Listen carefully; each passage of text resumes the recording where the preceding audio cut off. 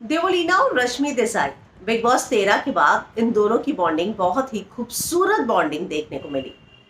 शायद ही किसी ने सोचा होगा कि ये बॉन्ड एक दिन जो है इस तरीके से जो हमने बिग बॉस 15 में देखा वैसा कुछ देखने को भी मिलेगा। दोनों एक दूसरे पर अटैक करते हुए काफी पर्सनल बातों को भी बोलते हुए नजर आए। जहां रश्मि से इंटरव्यू के दौरान मैंने पूछा था, तब उसने साफ कहा था कि देवोलीना का मुझे नहीं पता, लेकिन हाँ, तेजस्वी मेरी अच्छी दोस्त हमेशा रहेगी।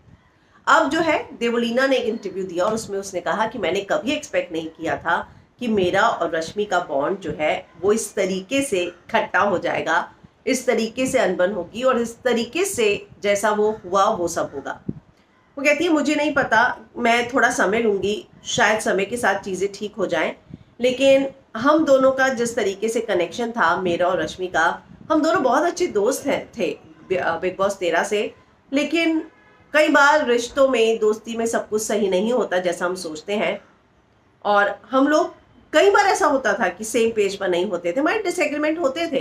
लेकिन इस करंट सीजन में क्या हुआ कि उसका जो है बॉन्ड उन लोगों के साथ हुआ जिनके साथ मेरी नहीं बनती थी, और मेरा उन लोगों के साथ हुआ जिसके साथ उसकी नहीं बनती थी।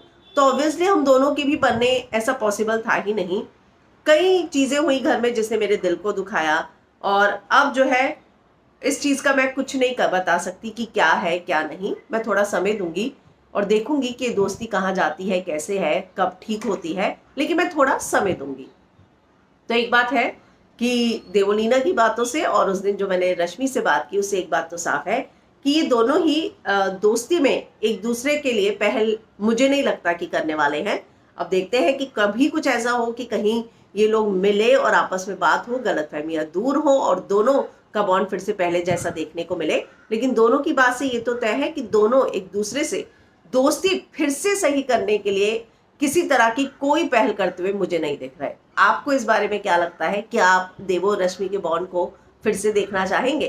कमेंट जरूर कीजिएगा।